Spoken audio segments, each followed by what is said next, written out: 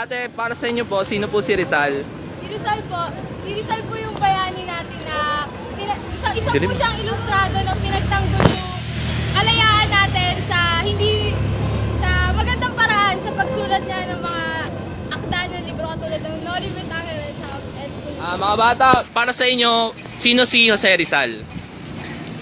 si Jose Rizal ang ating bayani. Anong masasabi niyo sa kanya? Siya ay magaling. Magaling? He's a great man. Magaling ka manunulat. Manunulat. Tapos, ibinuwis niya. Kanyang buhay para sa atin sa Pilipinas. Yun, salamat. Sa'yo po, sino po si Jose Rizal? Para sa akin po si Jose Rizal yung pambansang bayani natin na siya yung naglakas na loob na magsabi ng mga tungkol sa Espanyol na nagbigay sa atin ng lakas na loob para tayo lumaban sa kanila at mabigyan ng sariling kalayaan ng atin. Po si Rizal. Philippine hero.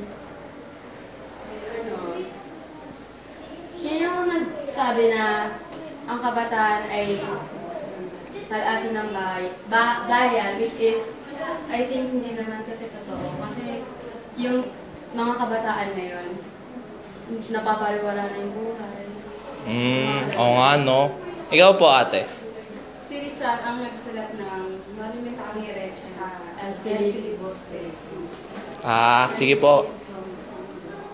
Yun yung time na pinaglalaban niya kung ano yung karapatan ng Pilipino na hindi porket gatok tayo kababa, wala tayong karapatan lumaban. Wala tayong karapatan na maging malaya. Ate, pwede po mag-interview. Para sa inyo po, sino po si Rizal? Si Jose Rizal? Siya ang kinikilalang pambansang bayani. Siya rin ang nagtanggol. Uya. Pwede po mag-interview.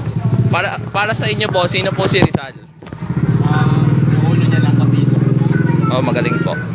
Para sa akin si Rizal, siya yung bayani natin na nagpigla sa atin mula sa mga Espanyol.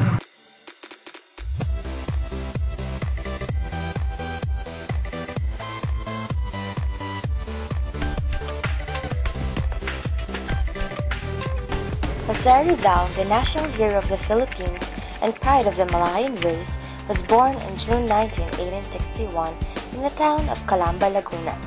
He was the seventh child in a family of 11 children, 9 girls and 2 boys. His father, Francisco Mercado Rizal, an industrious farmer whom Rizal called a model of fathers, came from Biñan, Laguna, while his mother, Teodora Alonzo E. Quintos, a highly cultured and accomplished woman whom Rizal called loving and prudent mother, was born in May 6, Santa Cruz, Manila. Both his parents were educated and belonged to distinguished families.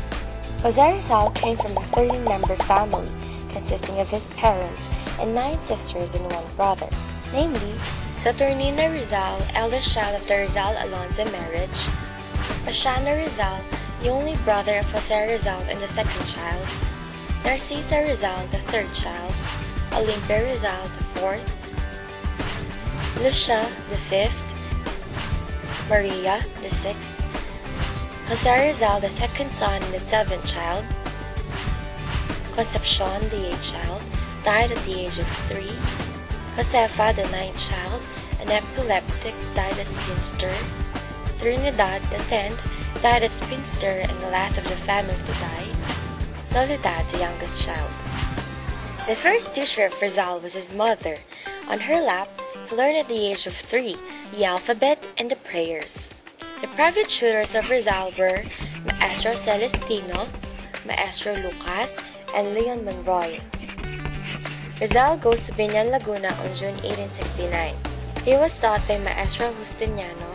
In academic studies, Rizal beat all Biñan boys in Spanish, Latin, and other subjects.